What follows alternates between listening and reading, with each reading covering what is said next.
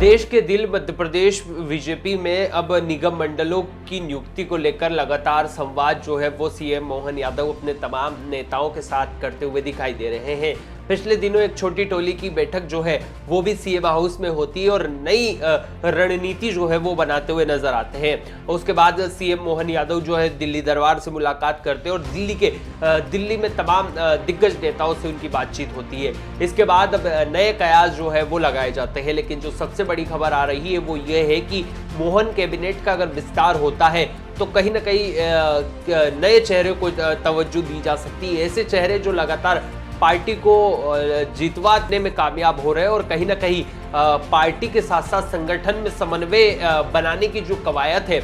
वो इसके बाद की जा सकती है। निगम मंडलों में उन चेहरों को तवज्जो दी जाएगी जो क्षेत्र में ज्यादा सक्रिय रहते हैं, जिन्होंने पार्टी के लिए लंबा काम जो है वो किया हुआ है। उनमें पूर्व विधायक भी हो सकते हैं, संगठन से जिला स्तर के जुड़े हुए जो कार्यकर्ता है वो भी हो सकते हैं, जिनको कहीं ना कहीं निगम मंडलों में तवज्जो दी जा सकती है। उनमें पूर्व सांसद भी हो सकते हैं, विधायक भी हो सकते हैं, पूर्व विधायक भी हो सकते हैं और कई जिम्मेदार जो नेता है उनको कहीं ना कहीं निगम मंडलों में तवज्जो दी जा सकती है। अब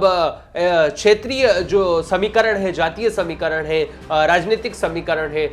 उनको कहीं ना कहीं बीजेपी जो है वो निगम मंडलों में साध सकती है। इसके साथ साथ पार्टी ऐसे नेताओं पर भी ध्यान रखने जा रही है जो पार्टी में लंबे समय से काम करती हुई दिखाई दे रही, लेकिन उनको कहीं ना कहीं उनकी जो पोजीशन मिलनी चाहिए थी, जो उनको जगह मिलनी चाहिए थी वो नहीं मिली है, तो वो उनको कहीं ना कहीं मिल सकती है। अब आते हैं कि पिछले दिनों जो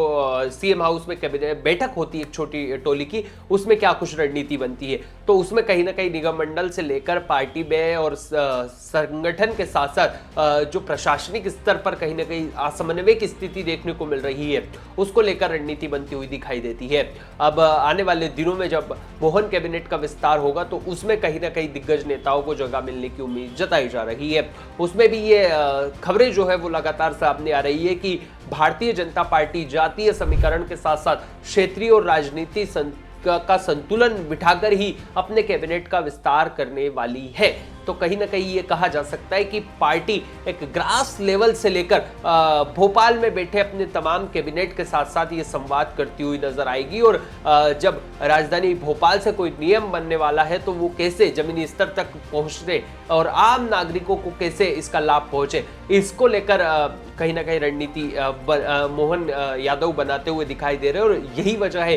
कि संगठन और सत्ता में तालमेल के साथ साथ प्रशासनिक तालमेल को जरूरत के साथ साथ आगे बढ़ाते हुए दिखाई देंगे। और यही वजह है कि अब मोहन कैबिनेट का जब विस्तार होगा तो उन चेहरों को पहले तवज्जो दी जाएगी जो सक्रिय हैं, पार्टी जिनको लगातार जीतते आ रहे हैं। उनमें कुछ दो चार नाम भी लगातार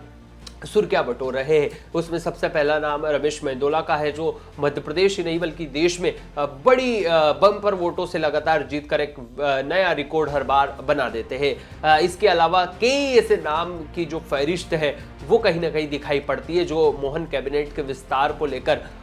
चर्चा बटोरती हुई नजर आती है। कहीं ना कहीं आदिवासी को इसमें जगह दी जा सकती है, महिला नेतृत्व को बीजेपी लगातार बढ़ाने को बात करती हुई दिखाई देती है, तो कहीं ना कहीं मोहन कैबिनेट में महिला का नेतृत्व भी बढ़ सकता है। तो ये कहा जा सकता है कि भाजपा में अब नई रणनीति वो है वो बनने लगी और आने वाले दिनों में अब भारतीय जनता पार्टी में निगम मंडलों के साथ साथ कैबिनेट का विस्तार भी हो सकता है।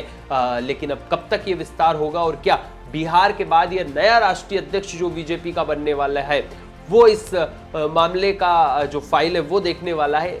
ये देखने वाली बात होगी। लेकिन तब तक के लिए आप देखते रहिए द डेली न्यूज।